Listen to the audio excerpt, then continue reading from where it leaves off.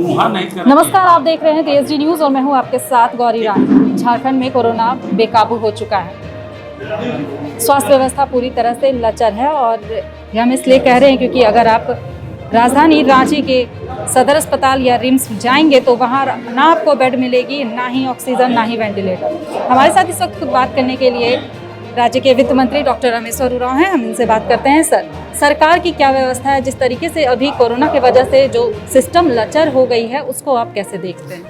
ऐसा कह नहीं सकते कि लचर हो गई है, हम इसको नहीं मानते हैं।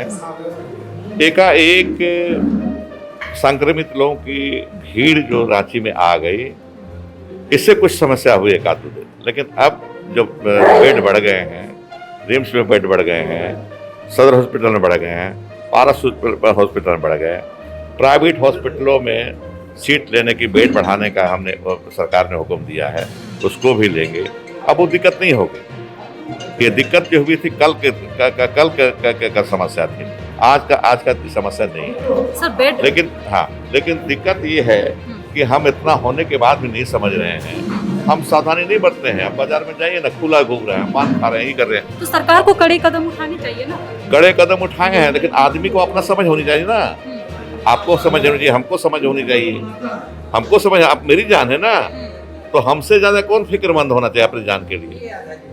लेकिन अगर कोई संक्रमित हो गए, कोई बीमार हो गए, तो उनके इलाज के लिए सरकार को व्यवस्था करनी चाहिए सरकारी अस्पताल में। लेकिन बेड नहीं है सर, और अगर जो बेड मिला है, जो मरीज हैं उन्हें देखने के लिए डॉक्टर नहीं आ रही है। मेरे पास खुद आज का वीडियो आया हुआ है।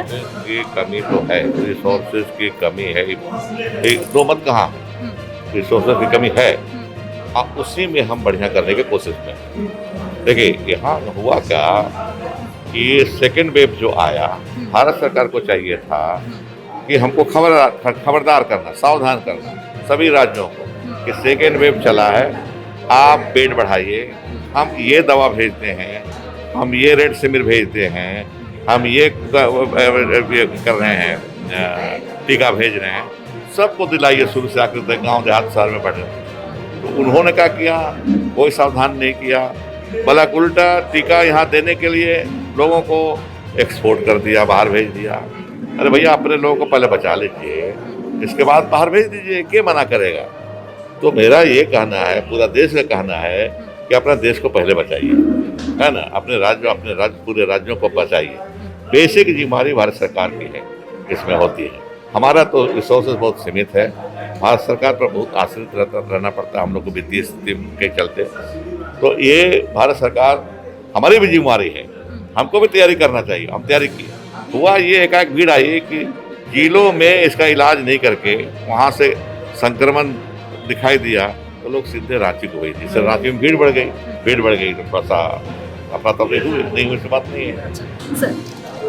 झारखंड के मधुपुर सीट पर उपचुनाव है। सूबे के मुख्यमंत्री सहित जितने भी मंत्री हैं वो चुनावी रैलियां कर रहे हैं, लेकिन जो स्थिति अभी यहाँ पर कोरोना की वजह से बनी हुई है, मुख्यमंत्री जी ने एक भी बैठक नहीं की और ना ही इसको लेकर के कुछ कड़े कदम उठा रहे हैं। क्या लग रहा है कि सरकार को बस अपनी चुनावी ही रैलियों में मस्त रहना है और सरकार और जो जनता है वो त्राहिमाम कर रही है, इसको लेकर के ना ही मंत्री आगे आ रहे हैं? ऐसा है, मंत्री आपको कल देखे कि कोविड वार्ड का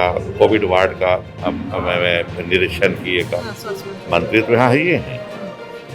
तो सरकार का क्या मतलब होता है? सभी मंत्री मिलकर सरकार बनते हैं। एक मंत्री सरकार नहीं है, सभी मंत्री जो बढ़ जाते हैं मंत्री परिषद में तो सरकार बनती है। ये पहले परिभाषा जान जाए। तो स्वास्थ्य मंत्री यहाँ है और वो कल पूरी मीटिंग की, पूरा तैयारी देखे, है ना, पूरा तैयारी देखनी है। क्या तैयारियां में क्या नजर? तैयारी में है कि अब सीट जो बेड जो घट रहा था तो बढ़ा दिया। 250 वाला बेड था रिम्स में, उसको 500 कर दिया गया। सदर में नहीं होता था, 350 यहाँ बेड तैयार हो गया। पारस हॉस्पिटल हटिया में है, वहाँ बेड बढ़ा दिया गया, वहाँ तैयारी पूरी कर ली गई। साथ साथ सभी जिलों को हिदायत दी जा रही है कि आपके यहाँ बेड है, आपके यहाँ वेंटिलेटर है, आपके यहाँ ऑक्सीजन है। हल्के अगर वायरस है, वायरस का जो संक्रमण हल्का है तो आप अपना इलाज कीजिए। जो गंभीर हो जाए, सांस फूलने लगे, सांस नहीं ले सके कोई, तो रांची भेजिए। तो अगर वहाँ अब बढ़ जाएगा जगह जगह। अभी क्या हो रहा था, थोड़ा सा भी होता था हल्का फुल्का, सिर्फ रांची भेज देते थे। कुछ बंट जाएगा वहाँ भी रहना शुरू कर देंगे, फिर यहाँ गंभीर वालों को यहाँ ला जाएगा तो दिक्कत नहीं होगी। ठीक है सर, जो फर्स्ट डोजेस लिए हैं उनको भी वो भी ज़्यादा संक्रमित पाए जा रहे हैं। आप तो हालांकि सेकंड डोज भी ले चुके हैं, लेकिन अगर अब इधर आंकड़ों की बात करूं तो कोरोना मरीज जो फर्स्ट डोज लिए हैं वो ज़्यादा संक्रमित हो रहे हैं। तो क्या अभी लोग जो हैं वो टीका से भी भयभीत हुए हैं और टीका नहीं ले रहे हैं? नहीं, टीका से भयभीत नहीं है, उसमें होशियारी नहीं है, बुद्धिमत्ता नहीं है, बुद्धिमानी नहीं है। टीका जरूर लीजिए, यही एक उपाय है और कोई उपाय ही नहीं है। लीजिए। देखिए, कोरोना ये कभी नहीं कहता, कोई भी डॉक्टर नहीं, कोई भी संस्था नहीं कहा कि टीका लेने के बाद कोरोना नहीं होगा। कोरोना होगा लेकिन उतना घातक नहीं होगा, यही लोग डॉक्टर लोग कहते हैं। कोरोना टीका लेने के बावजूद आपको जो सोशल डिस्टेंसिंग मेंटेन करना है, मास्क पहनना है, हर तरह का परहेज करना है ताकि आप जिसको हुआ है उससे संक्रमित नहीं हो। तो आप मेंटेन तो करते नहीं हैं, कर करके घूमते रहते हैं, हम लोग पान खाते रहते हैं, बाहर बाजार वगैरह में खुला मास्क वगैरह लगाते नहीं हैं, ये गलत है।